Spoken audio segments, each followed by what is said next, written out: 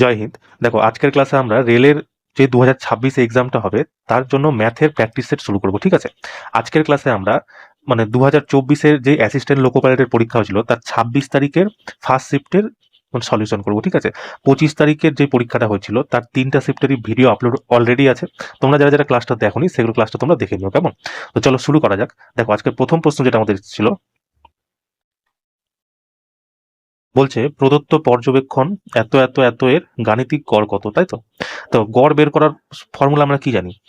যতগুলো রাশি দেওয়া থাকবে সেই রাশিটার যোগ করতে হবে, আর যতগুলো রাশি দেওয়া থাকবে সেই রাশিটার সংখ্যা দিয়ে যোগফলকে আবার ভাগ করতে হবে, এটাই আমরা জানি। তো দেখো, সংখ্যা কতগুলো আছে এখানে, দেখো 1 2 3 4 5 6 7 8 9, 9টা সংখ্যা আছে।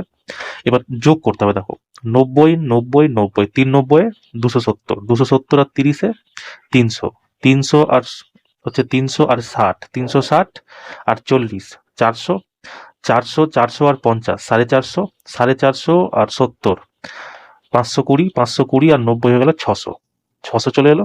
এবার দেখো বাকি কি কি আছে, 9 9 9, 3 নং 27, 27 আর এদিকে হচ্ছে 3 30, মানে 630।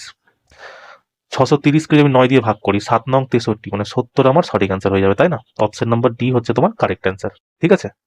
তো এইভাবে তোমরা অঙ্কগুলো করতে হবে, কেমন? চলো নেক্সট কোশ্চেন দেখো। বলছে যদি একটি নিয়মিত বহুভুজের 20টি কর্ণ থাকে তাহলে এই বহুভুজের বাহুর সংখ্যা কত? দেখো, কর্ণ সমান সমান কি হয় বলতো? কর্ণ সমান সমান n ইন্টু n মাইনাস 3/2। এখানে n সমান সমান কি? এখানে n সমান সমান হচ্ছে বাহুর সংখ্যা, যেটা আমাদেরকে প্রশ্নে বের করতে বলেছে, তাই না? বাহুর সংখ্যা। চলো, এবার কর্ণের মান আমাকে দেখো প্রশ্নে দিয়ে দিয়েছে 20, তাই না? তো কর্ণের জায়গায় আমি 20 লিখে দিচ্ছি, সমান সমান n ইন্টু n মাইনাস 3/2।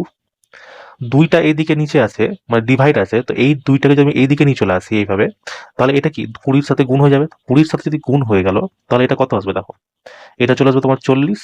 40 সমান সমান কি হবে? n into n minus 3। মানে 40-কে আমার এমন দুটো সংখ্যাতে ভাগ মানে গুণ করতে হবে যাদের ডিফারেন্স 3 আছে, তাই না? দেখো, 40-কে যদি আমি ভাঙি তাহলে আমরা এইভাবে লিখতে পারি, 40 সমান সমান 8 ইন্টু 5। এদের দেখো এটা স্যাটিসফাইও করছে। এটা ধরে আমি এন ধরে নিই, আর এন থেকে যদি 3 বাদ দিই কত হচ্ছে? 5। দুটো গুণ করলে আমি 40 পেয়ে যাচ্ছি। যেহেতু এন আমার চেয়েছে, মানে বাহুর সংখ্যা আমার জানতে চেয়েছে, তো এখানে এন আমি কি নিয়েছি? 8। তাহলে সঠিক অ্যান্সার তোমার কি হয়ে যাবে? 8 হয়ে যাবে তোমার সঠিক অ্যান্সার, তাই না?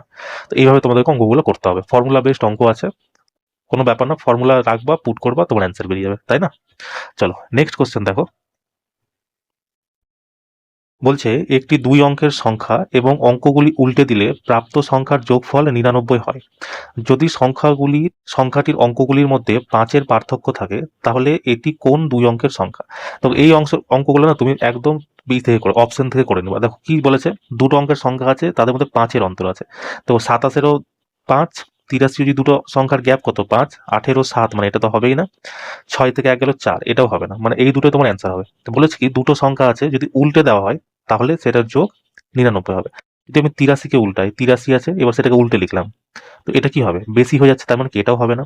87 তোমার একমাত্র যেটা তোমার হবে। দেখো 27 আছে, এই সংখ্যাটা যদি উল্টে দিই, মানে 7 2 করে দিই, তাহলে যোগফল তোমার কত চলে আসছে? 99 চলে আসছে।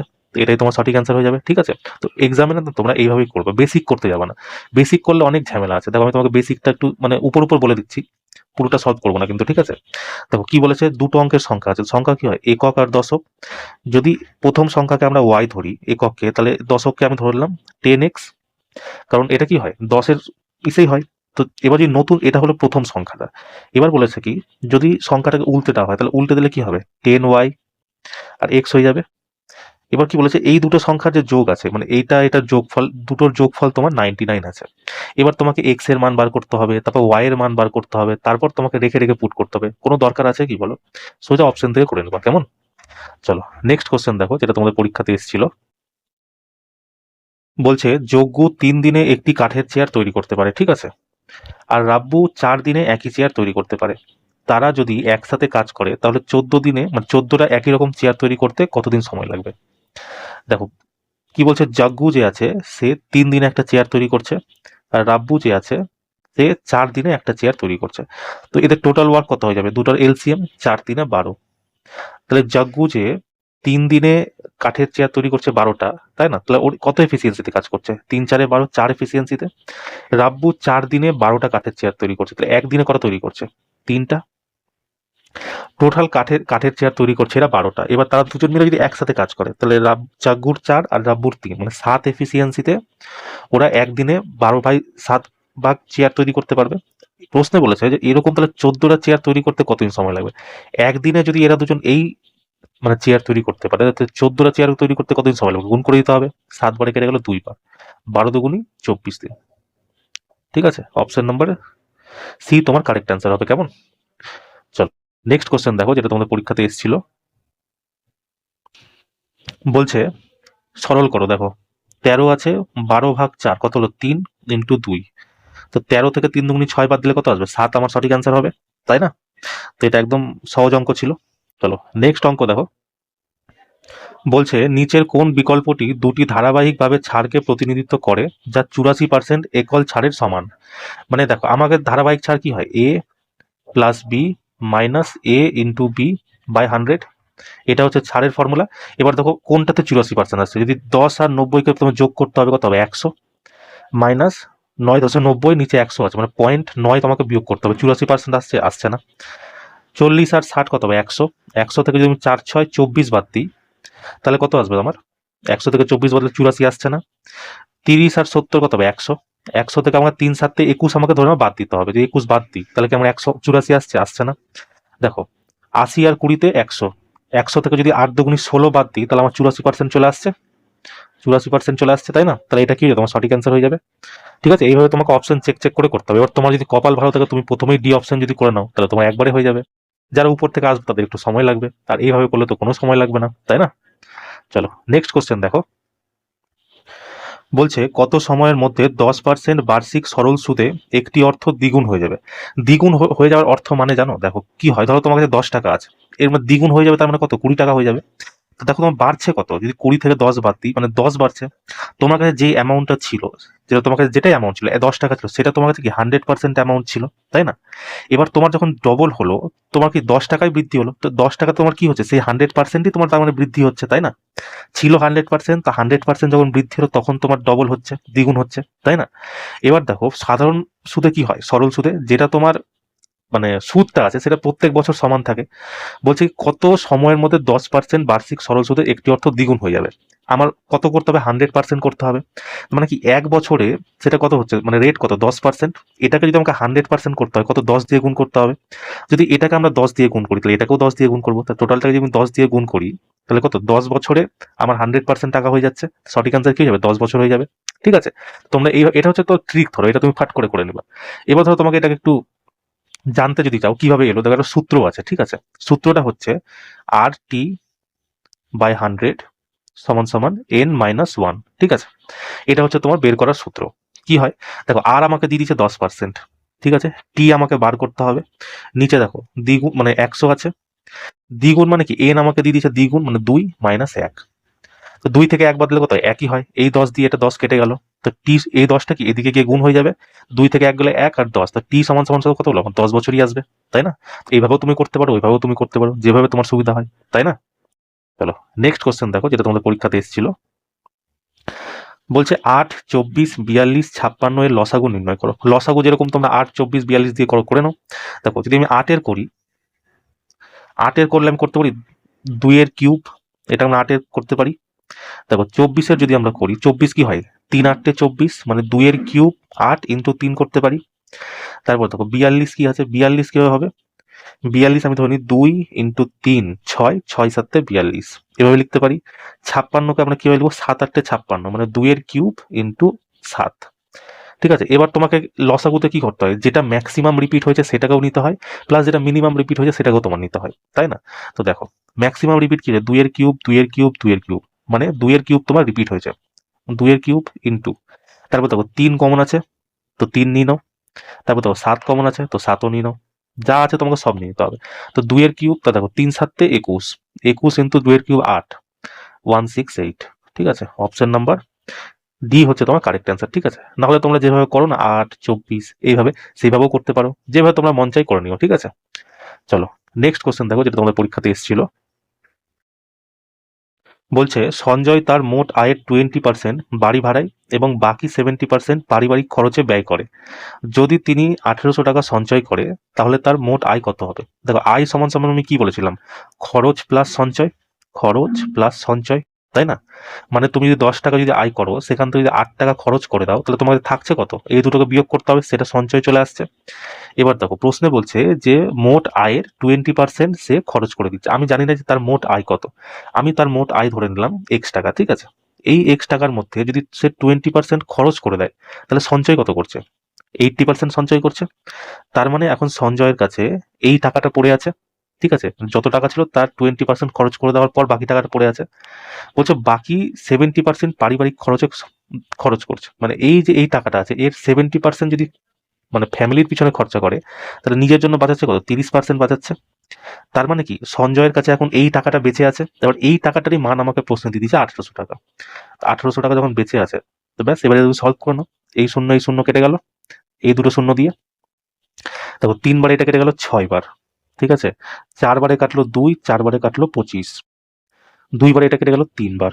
তাহলে এখানে থাকছে কত? 25 থাকছে, 3 থাকছে, 3 25 75, আর নিচে দুটো শূন্য, এটাও গুণ হয়ে যাবে। তাহলে সঞ্জয়ের আয় কত? 7500 টাকা, তাই না? তো এইভাবে তোমাদের ফাট করে আনসার বেরিয়ে যাবে, ঠিক আছে? চলো নেক্সট কোশ্চেন দেখো, যেটা তোমাদের পরীক্ষাতে এসেছিল। বলছে 297 ইন্টু 303 এর মান নির্ণয় করো, তাই না? এটা গুণ করতে তোমাকে সিম্পল গুণ করতে দিয়েছে। তো এটাকে তোমরা নর্মালি গুণ করতেই পারো। তো আমি তোমাকে দেখো এইভাবে তোমাকে বলছি, 297 আর 303 আছে। 297কে আমরা এভাবে লিখতে পারি 297 সমান সমান কত? 300 মাইনাস 3 লিখতে পারি। আর 303কে আমরা লিখতে পারি 300 প্লাস 3 লিখতে পারি। এটা লিখতেই পারি আমরা, তাই না? তার মানে কি এইটা আর এটা গুণ করতে হবে না, তো আমরা এই দুটোকে গুণ না করে আমরা এই দুটোকে গুণ করছি। মানে কি 300 মাইনাস 3 ইন্টু 300 প্লাস 3, ঠিক আছে? এটাকে আমরা গুণ করছি।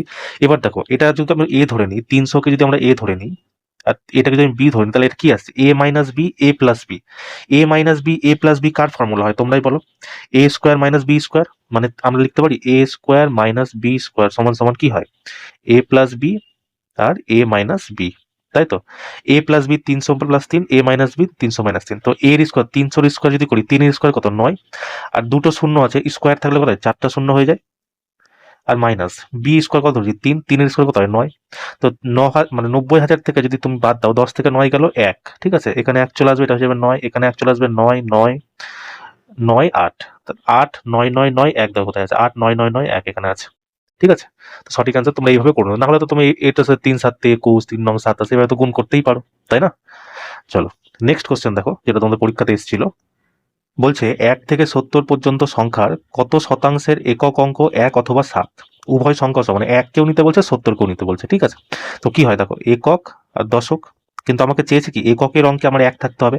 তো প্রথম সংখ্যা 1 এর একক অঙ্ক আসবে, তারপর 11, 21, 31, 41, 51, 61, 71। 71 70 বেশি হয়ে যায়, তাই নিব না। তাহলে কটা এলো? 1 2 3 4 5 6 7টা, মানে এটা এলো টোটাল, 1 এর এলো 7টা, ঠিক আছে? এবার বলেছে 7, দেখো এবার সেম যদি 7 এর আমরা নিই, তাহলে প্রথম 7 কিসে আসছে? 7, 7 পর কি? 17, 27, 37, 47, 57, 67। 1 2 3 4 5 6 7, এটাও 7টা এলো, তাই না? তা টোটাল কতটা সংখ্যা এলো? 14খানা সংখ্যা এলো। কতটা সংখ্যার মধ্যে? 1 থেকে 70 মানে কি 70টা সংখ্যার মধ্যে। পার্সেন্টেজ বের করার জন্য 100 দিয়ে গুণ করতে হয়। দেখো 14 বারে কেটে গেল 5 14 70, 5 বারে কেটে গেল 20। তার মানে 20% এমন সংখ্যা আছে যার একক অঙ্ক 1 অথবা 7 আছে। কেমন? তো এইভাবে তোমরা করে নিও, ঠিক আছে? চলো নেক্সট কোশ্চেন দেখো। দেখো বলছে কি নিম্নলিখিত তথ্যের মোট হচ্ছে 7, তাহলে কে এর মান নির্ণয় করো। মোট কথার অর্থ কি? যে ডাটাটা দেওয়া আছে তার মধ্যে সব থেকে বেশি রিপিটেড সংখ্যা যেটা, সেটাকেই মোট বলে। তার মানে কি দেখো 7 কবার আছে? 1 2 3, 3 বার 7 আছে। তার মানে কি এটাও 7-এর সমান আছে, তাহলে না মোট হবে। মোট তখনই হবে যে সংখ্যাটা সব থেকে বেশি রিপিট করবে। 7 এখানে সব থেকে বেশি রিপিট করেছে, মানে 2k প্লাস 1, এটারও মান হচ্ছে 7। তো 2k প্লাস 1 এটার সংখ্যা কত? 7। তো 2k সমান সমান কত হবে? 1 যদি দিকে চলে আসে 6, কে যদি কেটে 2 দিয়ে কেটে যায়, কে সমান সমান কত হচ্ছে? 3, তাই না? সঠিক অ্যান্সার অপশন নাম্বার সি হচ্ছে তোমার কারেক্ট অ্যান্সার। কেমন? এইভাবে তোমাকে করতে হবে। চলো নেক্সট কোশ্চেন দেখো। বলছে একটি গাড়ি 5 ঘন্টায় 275 কিমি পথ পাড়ি দিতে পারে। যদি এর গতি 5 কিলোমিটার কমানো হয় তাহলে গাড়িটি 250 কিলোমিটার পাড়ি দিতে কত সময় লাগবে? এটা তো সোজা অঙ্ক। দেখো ডিস্টেন্স সমান সমান কি হয়? স্পিড ইন্টু টাইম, তাই তো? ডিস্টেন্স আমাকে দিচ্ছে 275 কিলোমিটার, ঠিক আছে। স্পিড আমাকে বের করতে হবে, টাইম আমাকে দিয়ে দিচ্ছে 5 ঘন্টা। তো স্পিড বের করার জন্য কি করতে হবে? এই 5কে ডিভাইডেড করতে হবে, মানে 275কে যদি আমি 5 দিয়ে ডিভাইডেড করি কত আসছে দেখো, 5 5 25, 5 5 25, মানে স্পিড হয়ে গেল আমার 55 কিলোমিটার প্রতি ঘন্টা। এবার প্রশ্নে বলছে যদি এর গতি 5 কিলোমিটার কমানো হয়, যদি 55 কিলোমিটার থেকে 5 কিলোমিটার কমানো হয় তাহলে কত থাকছে? 50 কিলোমিটার প্রতি ঘন্টা। বলছে এই 50 কিলোমিটার প্রতি ঘন্টা বেগে যদি গাড়িটি 250 কিমি পথ পাড়ি দেয় তাহলে কত সময় লাগবে? আবার এখানে ফেলে দাও, ডিস্টেন্স আমাকে দিয়ে দিচ্ছে 250 কিলোমিটার, স্পিড আমাকে দিয়ে দিচ্ছে 50 কিলোমিটার, টাইম আমাকে বের করতে হবে। তো 50 যদি কাটি, টাইম সমান সমান কত? 5 ঘন্টায় সময় লাগবে। সঠিক অ্যান্সার কি? অপশন নম্বর বি হচ্ছে তোমার কারেক্ট অ্যান্সার, ঠিক আছে। সোজা সোজা অঙ্ক ছিল, কোনো ব্যাপারই ছিল না। চলো নেক্সট কোশ্চেন দেখো। বলছে এ বি এর কাছে 20% লাভে একটি সাইকেল বিক্রি করে এবং বি সি এর কাছে 25% লাভে বিক্রি করে। যদি সি 1500 টাকা প্রদান করে তাহলে এর জন্য কত টাকায় সাইকেলটা কিনেছে? আমি ধরে নিলাম কি এ কিনেছে এক্স টাকায় সাইকেলটা কিনেছে, ঠিক আছে। ধরো যদি 20% লাভে বিক্রি করে, যদি এক্স যদি অ্যাকচুয়াল প্রাইস হয়, এর যদি 20% লাভে বিক্রি করে, তাহলে সাইকেলটা বিক্রি করেছে কত? 120% লাভে। পার্সেন্টেজকে সরানোর জন্য নিচে আমি 100 দিয়ে গুণ করে দিব, মানে ভাগ করে দেবো পার্সেন্টেজ সরানোর জন্য। তার মানে কি বি যখন এ সাইকেলটা বি কে বিক্রি করেছে, এই দামে সাইকেলকে বিক্রি করেছে, এবার বি কি করছে? সেই সাইকেলটাই 25% লাভে বিক্রি করছে সি কে। মানে এই যে এই টোটাল টাকাটা বি যখন এ কে পেমেন্ট করেছে, এবার বি যখন সি কে পেমেন্ট করছে, এই টোটাল টাকাটার 25% লাভ মানে কত? 125। পার্সেন্টেজ সরানোর জন্য নিচে 100 নিয়ে চলে আসবো। এই টোটাল অ্যামাউন্টটা সি পে করছে, আর এই টোটাল অ্যামাউন্টের ভ্যালু দিয়ে দিয়েছে 1500 টাকা। এখান থেকে 1500 সমান সমান 1500 করে দাও, বুঝতে পারলে তো? এবার আমাকে এর টাকা জানছে, এর টাকা তো আমি এক্স ধরে নিয়েছি, তো এক্স এর মান আমাকে বার করতে হবে। তো দেখো 25 বারে যদি আমি কাটি, 25 5 125, 25 4 100, 4 বারে এটা কেটে গেল 3 বার 30। তো 30 5 কত? 150, 150 কেটে গেলো একবার, শূন্য থেকে যাবে 10। তাহলে এক্স এর মান কত হবে? দেখো এখানে 100 পড়ে আছে, এখানে 10 পড়ে আছে, এই 100টা সমান সমান এদিকে এসে গুণ হয়ে যাবে, মানে এক্স এর মান আমি পেয়ে গেলাম 1000 টাকা। তাহলে এক্স আমি কি ধরেছিলাম? এর ক্রয় মূল্য ধরেছিলাম। তো এর ক্রয় মূল্য কি? অপশন নাম্বার সি তোমার কারেক্ট অ্যান্সার হয়ে যাবে, তাই না? এইভাবে তোমাকে অঙ্কগুলো করতে হবে, কেমন? চলো নেক্সট কোশ্চেন দেখো, যেটা তোমাদের পরীক্ষাতে এসেছিল। দেখো বলছে কি এ ইস টু বি সমান সমান 3:T, B is to C সমান সমান 3:T। তাহলে এ বি সি এর মান করো। তবে এই কোশ্চেনটা তোমাদের গ্রুপ ডিতেও এসছে, তখন আমি তোমাকে কিভাবে করতে বলেছিলাম? এ ইস টু বি লিখবা, আবার কি দিচ্ছে? বি ইস টু সি লিখে দিবা। কত দিয়েছে? 3:2। বি আমাকে দিয়েছে 3:2, ঠিক আছে। এবার এ বি সি যদি বার করতে হয়, A is to B is to C আমাকে বার করতে হয়। প্রথমে কি করবা? উপর থেকে নিচে গুণ করবা, 3 তিরিককে 9, ইস টু দিয়ে দাও। এবার এটার সাথে দেখো 3 দুগুণী 6, ঠিক আছে। তারপর এটার সাথে নিচে গুণ করো, 2 দুগুণী 4। তো 9:6:4 তোমার কারেক্ট অ্যান্সার হয়ে যাবে, কেমন? তো এইভাবে তোমরা অঙ্কগুলো করে নিও, ঠিক আছে। চলো নেক্সট কোশ্চেন দেখো। বলছে একটি গাছ ভেঙে মাটিতে পড়ে যায়, তার উপরের অংশটি এখনো তার কাণ্ডের সাথে আংশিকভাবে যুক্ত থাকে। যদি গাছটি মূলত 24 মিটার উঁচু হয় এবং এটি মাটির সাথে 30 ডিগ্রির কোণ তৈরি করে, তাহলে এটি কত উচ্চতায় ভেঙে পড়েছিল? ঠিক আছে, দেখো এটা গ্রুপ ডির যে পরীক্ষাটা তোমার হয়েছে, সেই গ্রুপ ডিতে রিসেন্ট এই প্রশ্নটা তোমার পরীক্ষাতে এসছে, তাই না? আমি তোমাদেরকে দেখো লাস্ট যেগুলো ম্যাথের ক্লাস করেছিলাম সেখানে এই কোশ্চেনটা তোমার পড়িয়েছি। প্লাস এটা দেখো এলপিতে এসছে, জেইতে এসছে, টেকনিশিয়ান এসছে, মানে কি পুরো কোশ্চেন রিপিট হচ্ছে, তাই না? তোমরা যারা যারা গ্রুপ ডির জন্য মানে পরীক্ষা দিবা, ফেব্রুয়ারিতে পরীক্ষা আছে, এই ক্লাসগুলো তোমরা করে যাও, দেখবো তোমাদের ম্যাথের অনেক ভালো স্কোর তৈরি হয়ে যাবে, তাই না? তো চলো কোশ্চেনে আসা যাক। বলছে একটা গাছ আছে, একটা গাছ আছে। বলছে এই গাছটা মাটির সাথে ভেঙে পড়েছে। ধরো আমি এই গাছটা এখান থেকে এই পোর্শনটা মাটির সাথে ভেঙে পড়ে, যদি ভেঙে পড়ে যায় এইভাবে ভেঙে পড়ে যাবে। কোশ্চেনে বলছে তার কাণ্ডের সাথে আংশিকভাবে যুক্ত আছে, মানে এই জায়গাটায় যুক্ত আছে।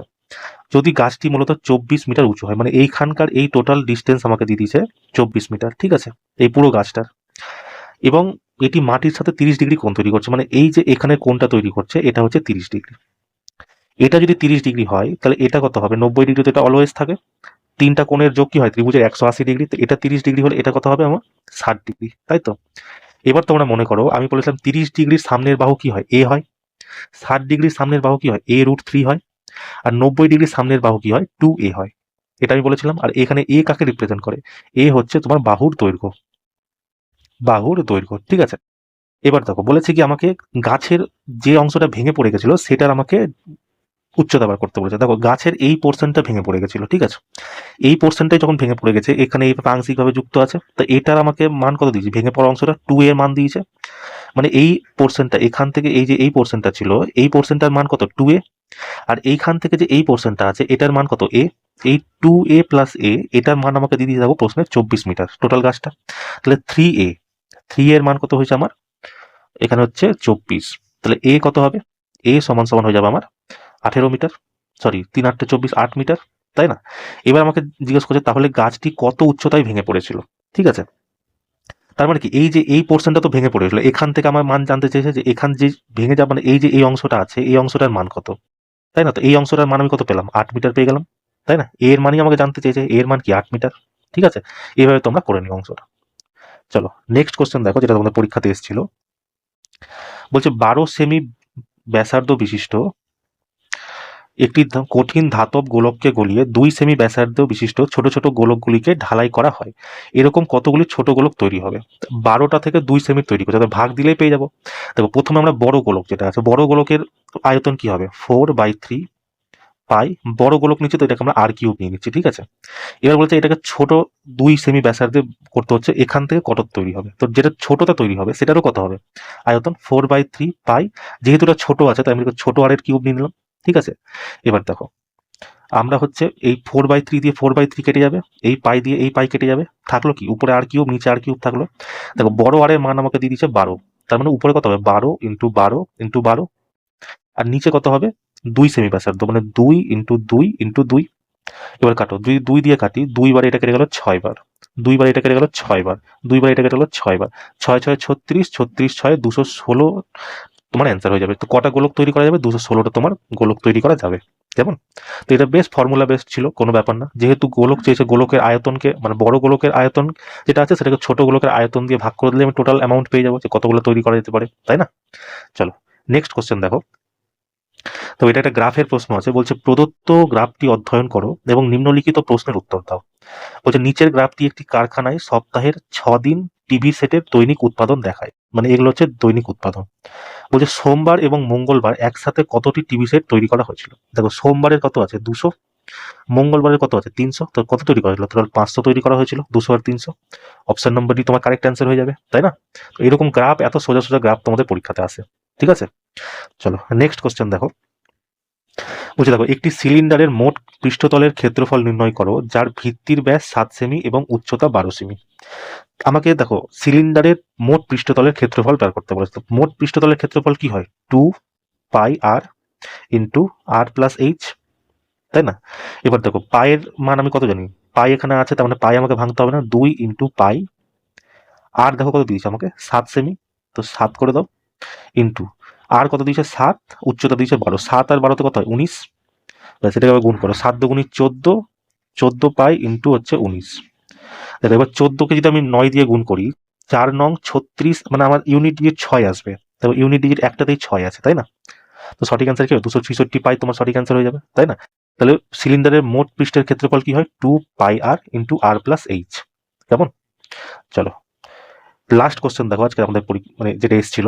বলছে 0.002 ইন্টু 0.5 এর গুণ করতে বলে। দেখো 5 দুগুণি 10, আর কটা দশমিক আছে 1 2 3 4, মানে 4টা ঘরের আগে দশমিক বসে 1 2 3 4, এর আগে দশমিক বসে যাবে। কিন্তু দশমিকের পরে যদি শূন্য লাস্টে থাকে তাহলে সেটা শূন্যের কোনো দাম হয় না, মানে এটা শূন্য কেটে যাবে, তো পড়ে থাকলো কি 0.001, তাই না? সঠিক অ্যান্সার অপশন নম্বর বি তোমার কারেক্ট অ্যান্সার হয়ে যাবে, কেমন? তো চলো দেখো এই ছিল আজকে আমাদের ক্লাসটা কেমন লাগলো তোমরা আমাকে অবশ্যই জানিও, কেমন? যারা গ্রুপ ডির জন্য পরীক্ষা দিচ্ছ মানে পরীক্ষা দিবা, এখন তো তোমাদের ম্যাথের প্র্যাকটিস করতে হবে না, তার জন্য বেস্ট হচ্ছে এটা, মানে এখন যে রিলেটেড তোমাদের প্রশ্ন এসছে সেম রিলেটেড প্রশ্ন তোমার গ্রুপ দিতে আসছে। প্লাস যারা 2026-এর তোমরা পরীক্ষা দিবা এএলপি টেকনিশিয়ান জেই আরপিএফ যা যা আছে জুনিয়র ইঞ্জিনিয়ার, তার জন্য কি মানে দেখো বেস্ট অ্যাপ্রোচ তোমার প্রিভিয়াস ইয়ার সলভ করায় না, এর থেকে ভালো তুমি কন্টেন্ট আর কোথায় পাবা, মানে কোনো কে এমন আছে তোমাকে প্রিভিয়াস ইয়ারের চেয়েও ভালো তোমাকে দিয়ে দিবে। রেলওয়ে প্রিভিয়াস ইয়ার যা জিজ্ঞেস করে এসছে সেই রিলেটেড প্রশ্ন আগামী বছর করতে থাকবে, যেটা পুরনো করতে এসছে সেটাও করে যাবে। তো তোমার জন্য কি সব থেকে বেস্ট, তোমাদের জন্য এটা যে যারা নেক্সট 2026-এর পরীক্ষা দিবা প্রিভিয়াস ইয়ার করে যাবা, তাই না? তো ক্লাসটা দেখো তোমরা কেমন লাগলো আমাকে জানিও, ঠিক আছে। চলো দেখা হচ্ছে নেক্সট ক্লাসে, জয় হিন্দ।